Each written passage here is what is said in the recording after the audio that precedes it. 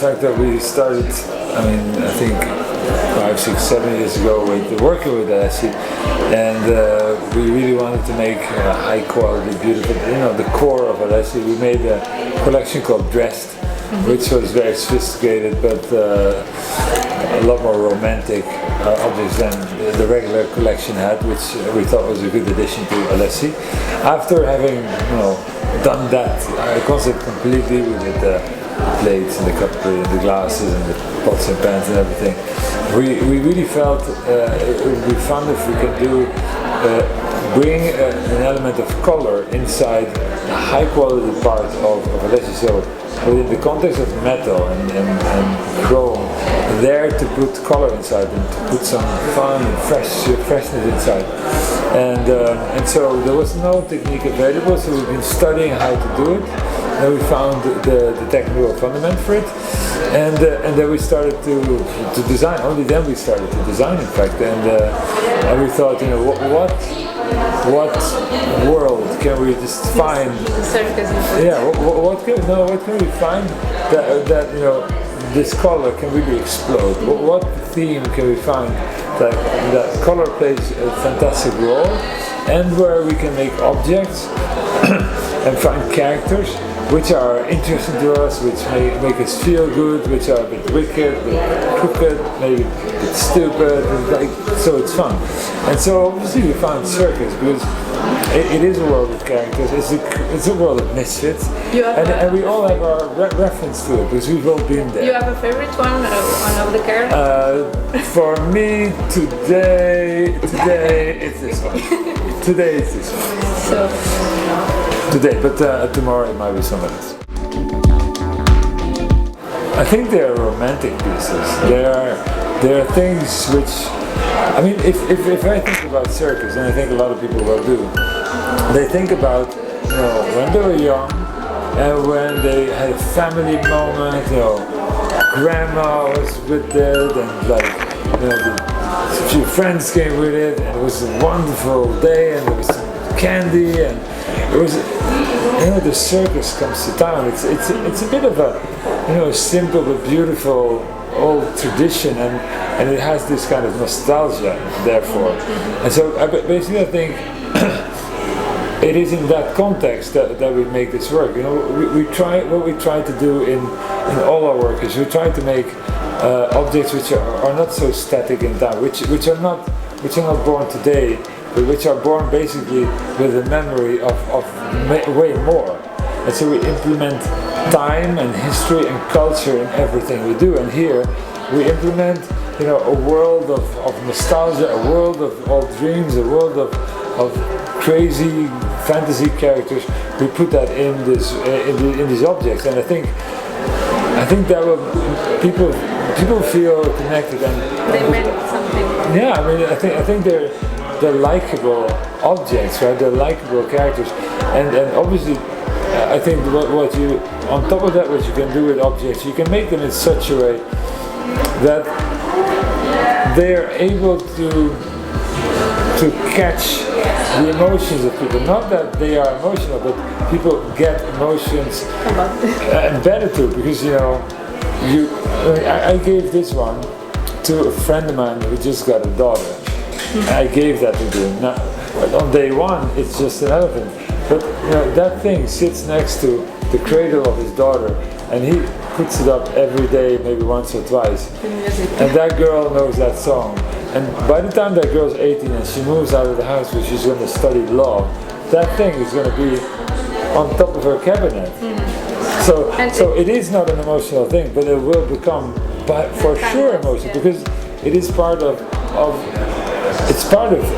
These objects, I think they're family objects. It resonates family.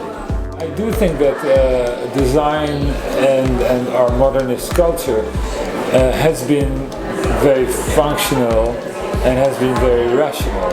And although there's nothing wrong with rational, it is a very small part of who we are.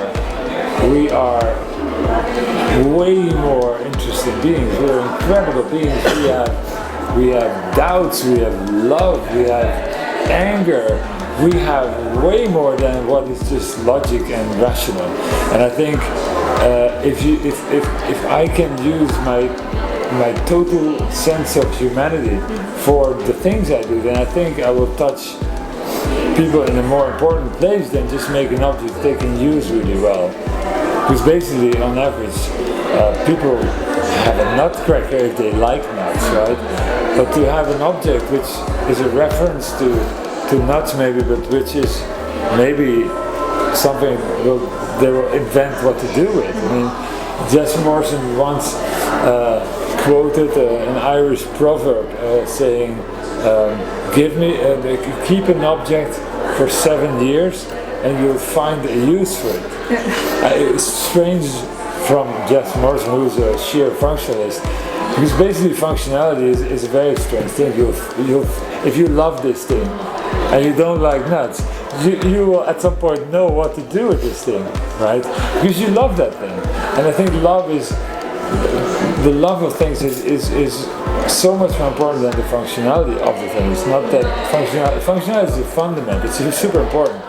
But like if you buy a house and it doesn't have a good fundament, that's problematic. But you don't buy the house because it has a good fundament. It's not the reason why we love the house.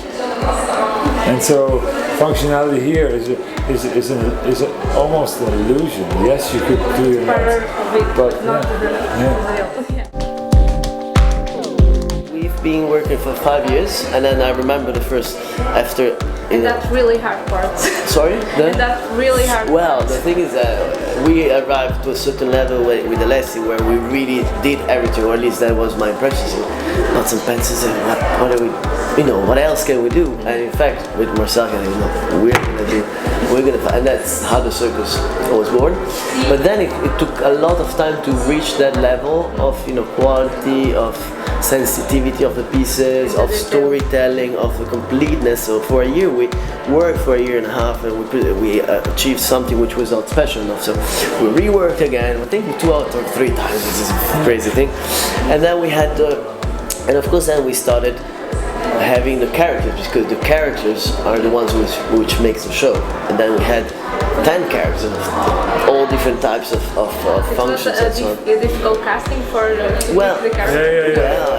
We had a lot of them. We still have some which are waiting now for out of the door, but they're still practicing. Yeah, they're still not at the right level to enter the circus. Yes. No, and at certain point also Alessi, of course, we brought also with this new technology, and we brought also Alessi a new segment, a new era for them.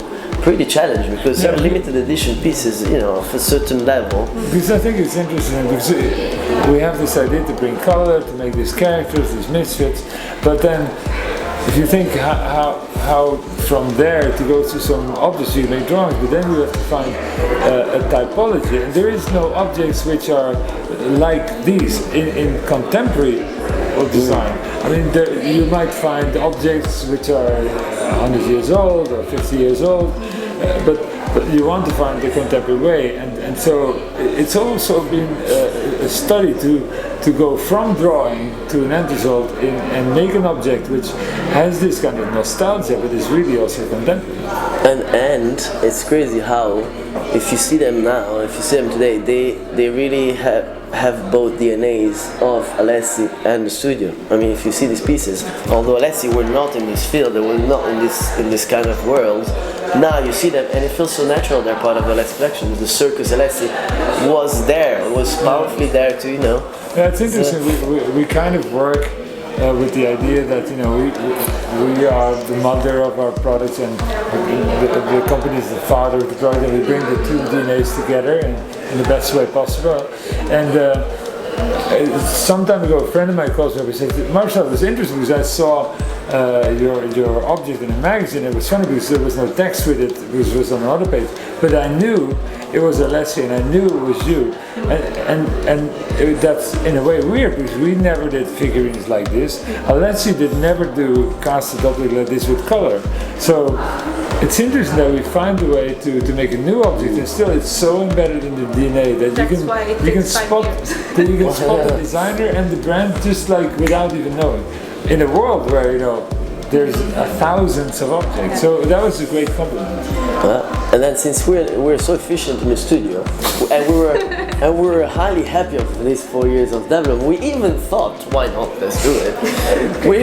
Can we give him other food?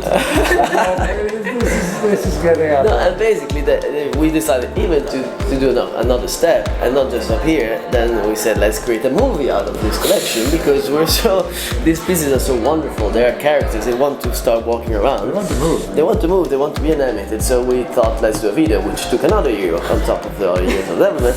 But I mean, okay, that's a part of jokes. Yeah. It was the most wonderful, holistic, complete project. You see how everything together conveys the beauty of a circus. We did it internally. So we just started, and then we couldn't stop, and it became longer and bigger, and it was a crazy adventure. And I can promise you, it's a unique piece because we will never do this again. It was fun. It's beautiful. But yeah, it's. We also for the studio, right? With 50 people, we do all kinds of things, and then the whole studio knows we're doing this thing, which we never did, and it becomes greater and greater. And every month or every 2 months, we make the whole studio look where we are because we're all so excited about it. Because a lot of people work on it, and then a few people work on that movie. So it was. For the studio, also great to do something we normally don't really do. Interesting for people who are working with you. For sure. It's really going through something really new. Yeah. No, we're a very multidisciplinary studio, and so we make sure that people learn also from each other. I think a team of 15 people maybe worked on this project between the graphic designers, they did the cardboard, the imitation, the video, the 3D, the red. It's a big deal.